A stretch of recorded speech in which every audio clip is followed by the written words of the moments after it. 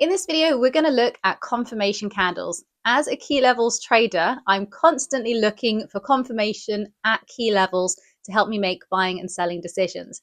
You might be familiar with this situation. Have you ever entered into a trade because you saw something, you thought you understood what the market was going to do next, and then you realized that if you'd waited just 3 candles later, you would have seen a completely different picture. So that's why it's really important to wait for confirmation. And obviously the first step for looking for confirmation candles is to identify where you're looking for them at. So drawing on the right key levels and then looking for the confirmation at those points is the trick. So in this video, we're going to look at that. If you're excited to learn, hit the thumbs up button before we get started.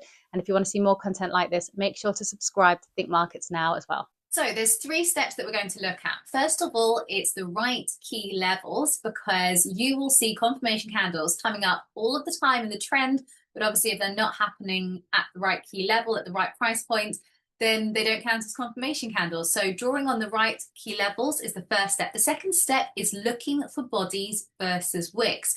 How does that candle react at the key level? And the third step is a bonus confirmation candle. So I recommend you staying right until the end so you don't miss that.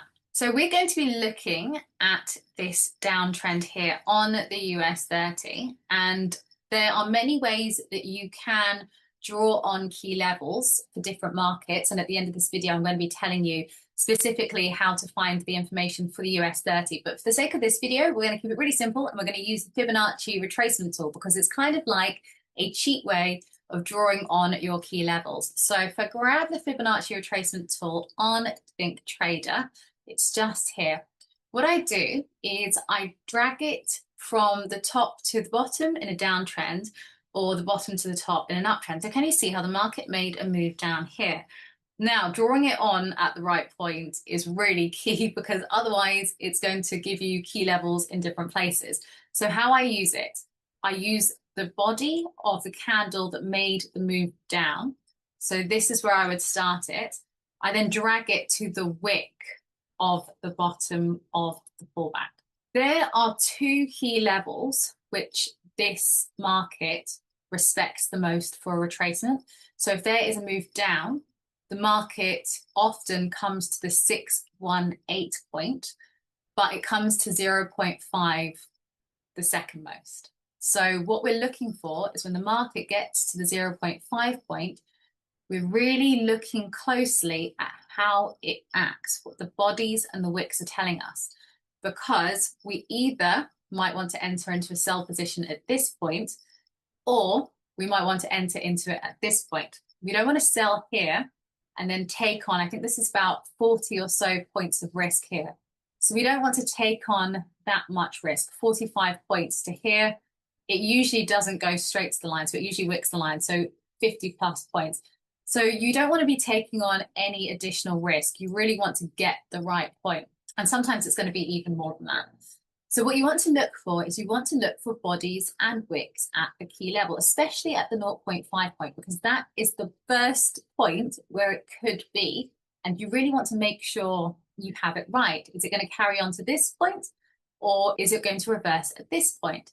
So bodies show certainty, wicks show uncertainty. So in this case, a body breaking the level shows more certainty in a continuation, whereas a wick at the level shows more certainty for a reversal. Can you see how this long-bodied candle broke this point here? If we had had something like this at this level, we would be looking for price action and confirmation candles at this level instead, because we got quite a lot of certainty that the level had been broken. But can you see how we had a wicky candle, a little doji candle at this 0.5 point? This is the sort of thing that shows us that we're more likely to get a reversal than a continuation, because it's showing us uncertainty at the level. So the bonus confirmation candle is called an engulfing candle. So an engulfing candle, you may know, is a candle which is bigger than the candle before it. It engulfs it. So engulfing candles act as a great second confirmation candle. So for example, if you see a doji candle like this at 0.5, then the candle following it is a bearish engulfing candle. That gives you more certainty in a sell position than obviously if you had a green engulfing candle going this way, which would give you more confirmation that actually it was carrying on up. Engulfing candles are excellent confirmation candles, and you see them all of the time. You can see, can you see here, we've got these two little green candles, and then we have a really big engulfing candle here. That gives us even more certainty in the direction. However, the trick is to look for them as close to the levels as possible. So when you're looking for confirmation candles at key levels, you really want to be looking as close to the level as possible for all of your clues. So first step, getting the right key levels, analysing the bodies and the wicks at the key levels. Bodies show certainty and a continuation, wicks show uncertainty. And then the next step is, if you want a double confirmation, engulfing candles are excellent candles to act at that second confirmation. So now you understand about confirmation candles at key levels. If you want to know more about key levels for the US 30 and where to be drawing them on, I've made a previous video on Thinkmarkets YouTube channel. So watching that next would be the logical next step. If you got some value out of this video, then give the thumbs up button a little hit as well.